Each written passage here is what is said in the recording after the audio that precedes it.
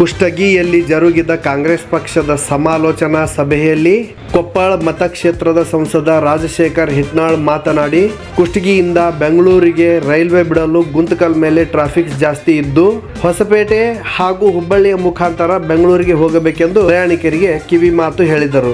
Almatti Chitradurga DPR March ಒಳಗೆ ಕೇಂದ್ರ ಸರ್ಕಾರದ ಅಡಿಯಲ್ಲಿ ಬರುತ್ತಿದ್ದು ಮತ್ತೊಮ್ಮೆ ರಾಜ್ಯ ರೈಲ್ವೆ ಖಾತೆ ಸಚಿವ ಸೋಮಣ್ಣನವರ ಜೊತೆ ಮಾತನಾಡುತ್ತೇನೆ ಎಂದು ಆಶ್ವಾಸನೆ ನೀಡಿದರು. ಇದೇ ಸಂದರ್ಭದಲ್ಲಿ ಕೇರಳ ಹಾಗೂ ತಮಿಳುನಾಡಿನಲ್ಲಿ ಆಗಿರುವ ರಾಜ್ಯಪಾಲರ ಭಾಷಣ ವಿಚಾರವಾಗಿ ಕರ್ನಾಟಕದಲ್ಲಿ ಅದು ಮರುಕಳಿಸುತ್ತಿದೆಯೇ ಎನ್ನುವ ರಣಗಲ್ ಸುದ್ದಿವಾಹಿನಿ ಪ್ರಶ್ನೆಗೆ ಉತ್ತರಿಸಿದ ರಾಜಶೇಖರ್ ಹಿಟ್ನಾಳ್, ಈ ತರದ್ದೆಲ್ಲ ಬಿಜೆಪಿಯು ಎಲ್ಲ ಕಡೆಯೂ ಹಾಗೆ ಆಗುತ್ತಿದೆ ಎಂದು ಜಾರಿಕೊಂಡರು.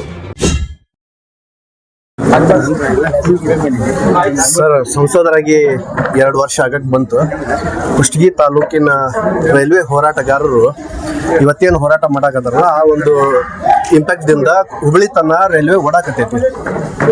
ಬೆಂಗಳೂರಿಗೆ ಯಾಕೆ ಓಡಿಸಬಾರ್ದು? ನಿಮ್ಮ ಒಂದು ಅಭಿಪ್ರಾಯ ಏನು? ಕುಷ್ಟಗಿ ಬೆಂಗಳೂರಿನ ಎರಡು ರೀತಿ ಐತಿ. ಒಂದು ವಾಯ ಹುಬ್ಬಳ್ಳಿ ಹೋಗ್ಬೋದು, ಒಂದು ವಾಯ ಹೊಸಪೇಟೆ ಗುಂತಕಲ್ ಹೋಗ್ಬೋದು. ಆದ್ರೆ ಕುಷ್ಟಗಿ ಒಂದು ಬೆಂಗಳೂರಿಗೆ ಹೋಗೋದು ವಾಯ ಗುಂತಕಲ್ ಹೋಗೋದು ಟ್ರಾಫಿಕ್ ಭಾಳ ಇದೆ. ಅಲ್ಲಿ ಗುಂತಕಲ್ ಹತ್ರ ಭಾಳ ಟ್ರಾಫಿಕ್ ಆಗೋದ್ರಿಂದ ಆಗೋದಿಲ್ಲ ಅಂತ ಹೇಳ್ತಿದ್ದಾರೆ ಅಲ್ಲಿ ನಾನು ರೈಲ್ವೆ ಇಲಾಖೆಯವರು. ಕುಷ್ಟಗಿಯಿಂದ ಹುಬ್ಬಳ್ಳಿಯಿಂದ ಹೋಗ್ಬೋದು. ಈಗಾಗಲೇ ಹುಬ್ಬಳ್ಳಿಯಿಂದ ಭಾಳಷ್ಟು ಟ್ರೈನ್ಗಳು ಅದಾವೆ. ಹುಬ್ಬಳ್ಳಿಯಿಂದ ಭಾಳಷ್ಟು ಟ್ರೈನ್ಗಳು ಬೆಂಗಳೂರಿಗೆ ಅದಾವೆ.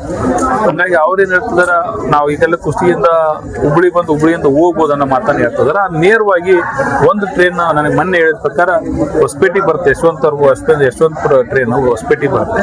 ಅದನ್ನು ಕುಷ್ಟಗಿ ಮಠ ಬಿಡೋಂಥ ಕೆಲಸ ಪ್ರಯತ್ನ ಮಾಡಿ ಅಂತ ಹೇಳಿದ್ರೆ ಆ ಪ್ರಯತ್ನವನ್ನು ಮಾಡ್ತದೆ. ಆಮೇಲೆ ನೈಋತ್ಯ ರೈಲ್ವೆಯಿಂದ ಅವ್ರು ಏನು ಒಂದು ಟೆಕ್ನಿಕಲ್ ಪಾಯಿಂಟ್ ಐತೆ ಅನ್ನೋದು ಜನರಿಗೆ ಗೊತ್ತಿಲ್ಲ. ಆದ್ರೆ ಇಲ್ಲಿಂದ ಈ ಒಂದು ಮುಂಡ್ರಾಬಾದ್ ಡ್ಯಾಮ್ ಹತ್ರ ಏನು ಒಂದು ಜಂಕ್ಷನ್ ಬರ್ತಾರೆ, ಅಲ್ಲಿಂದ ಬಿಡಬಹುದು. ಅಥವಾ ಹೊಸಪೇಟದಿಂದ ಏನು ಬೆಂಗಳೂರಿಗೆ ಅರಸೀಕೆರೆ ಮೇಲೆ ಹೋಗುತ್ತಲ್ಲ, ಅದನ್ನ ಕುಷ್ಟಗಿವರೆಗೂ ಜಕ್ಕೋಬಹುದು. ಈಗ ಏನಾಗಿದೆ ಅದನ್ನೇ ಹೇಳಿದವ್ರು ಯಶವಂತಪುರದ ಈಗ ಹೊಸ ಟ್ರೈನ್ ಬಿಡ್ಬೇಕಾದ್ರೆ ವಾಯ ಅದು ಗುಂತಕಲ್ ಟ್ರಾಫಿಕ್ ಭಾಳ ಆಯ್ತು. 4-5 ತಾಸು ವೇಟಿಂಗ್ ಆಗಿಬಿಡುತ್ತಂತೆ ಕ್ರಾಸಿಂಗ್ ಮಾಡ್ಲಿಕ್ಕೆ. ಹಂಗಾಗಿ ಅವರು ಹಂಗೆ ಹೋಗೋದು ಆಗ ಕಷ್ಟ ಅಂತ ಹೇಳ್ತದ ಅಲ್ಲಿಗೆ. ಈಗ ಹುಬ್ಬಳ್ಳಿಯಿಂದ ವಾಯ ಬೆಂಗಳೂರು ಹೋಗ್ಬೇಕಾದ್ರೆ ಈಗಾಗಲೇ ಹುಬ್ಬಳ್ಳಿಯಿಂದ ಭಾಳಷ್ಟು ಟ್ರೈನ್ಗಳು ಅದಾವ, ಲಾಂಗ್ ಭಾಳ ಆಗತ್ತೆ. ಮತ್ತೆ ಇಲ್ಲಿ ಟ್ರಾಫಿಕ್ ಭಾಳ ಐತಿ. ಈಗ ನಾವು ಹೊಸಪೇಟೆಯಿಂದ ಬೆಂಗಳೂರಿಗೆ ಬಿಡ್ಲೇಬೇಕು. ಯಾಕಂದ್ರೆ ಕೊಪ್ಪಳ ಹೊಸಪೇಟೆ ಏನೈತಿ, ಕೊಪ್ಪಳದಿಂದ ಬೆಂಗಳೂರಿಗೆ ಬಿಡ್ಬೇಕಂತ ಭಾಳಷ್ಟು ಪ್ರಯತ್ನ ಮಾಡಿದೀವಿ. ಈಗ ಅಂಜನಾದ್ರಿ ಐತಿ, ಹಂಪಿ ಐತಿ, ಹಂಪಿ ಎಕ್ಸ್ಪ್ರೆಸ್ ಒಂದೇ ಆಗೈತಿ. 2-3 ಟ್ರೈನ್ ಅಷ್ಟೇ ಬೆಂಗಳೂರಿಗೆ ಹೋಗ್ತದವ. ಫುಲ್ ಎಲ್ಲ ಕೂಡ ಫುಲ್ ಆಗ್ತದೆ, ತೊಂದರೆ ಆಗ್ತದೆ. ಅವಾಗ ಅದನ್ನ ಹೇಳ್ತಾರ ಅವರಲ್ಲಿ ಟ್ರಾಫಿಕ್ ಭಾಳ ಐತಿ, ಹಂಗಾಗಿ ಬಿಡೋದು ಕಷ್ಟ ಐತಿ. ನಾವು ಈಗ ಒಂದೇ ಭಾರತ್ ಟ್ರೈನ್ ಕೂಡ ಈಗ ನಾವು ಹೊಸಪೇಟೆ ಹುಬ್ಬಳ್ಳಿ ವಾಯ ಬೆಂಗಳೂರು ಈಗಾದ್ರೂ ಬಿಡ್ರಿ ಅಂತ ರಿಕ್ವೆಸ್ಟ್ ಮಾಡಿದ್ದೀವಿ. ಈಗ ಟ್ರಾಫಿಕ್ ಇರೋದಕ್ಕೆ ಅದು ನೋಡೋಣ. ಈಗ ಲೈನ್ 3 ಲೈನ್ 4 ಈಗ ಅಲ್ಲಿ ಪ್ಲಾನ್ ಮಾಡ್ತಾ ಇದಾರೆ ಅವ್ರು. ಹುಬ್ಬಳ್ಳಿಯಿಂದ ಹೊಸಪೇಟೆ ಮಟ್ಟ ಇನ್ನೂ ಲೈನ್ 3 ಲೈನ್ 4 ಅಂತ ಇನ್ನೂ 2 ಹಳಿ ಟ್ರ್ಯಾಕ್ ಹಾಕ್ಲಿಕ್ಕೆ ಮಾಡ್ತಾ ಇದಾರೆ.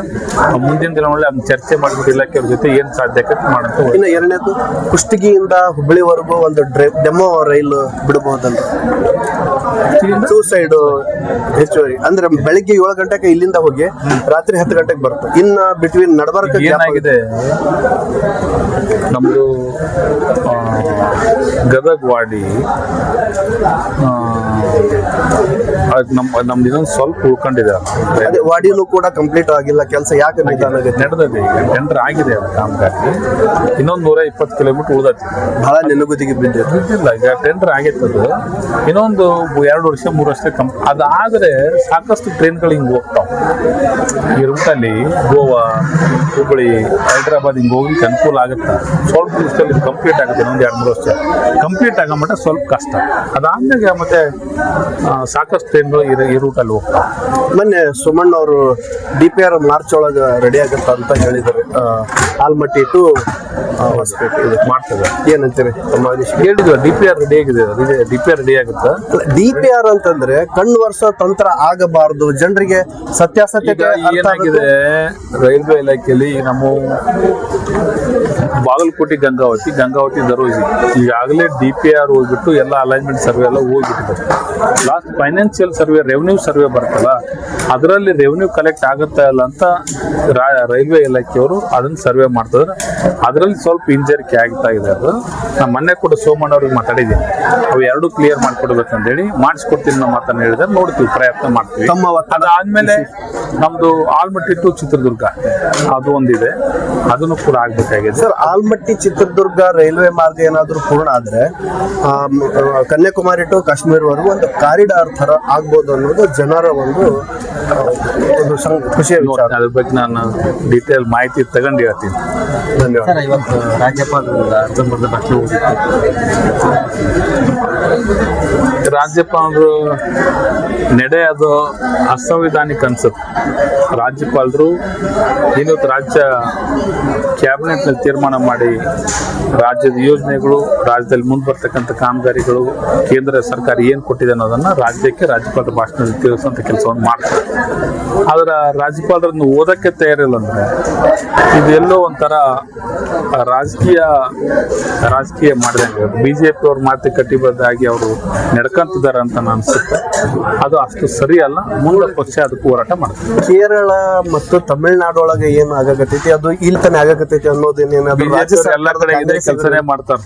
ಬಿಜೆಪಿ ಇತರ ಸರ್ಕಾರಗಳು ಎಲ್ಲಿ ಅದಾವ ಎಲ್ಲ ಕಡೆ ಇಂಥ ಕೆಲಸವನ್ನೇ ಬಿಜೆಪಿ ಅವ್ರು ಮಾಡ್ತಾರೆ. ಓಕೆ.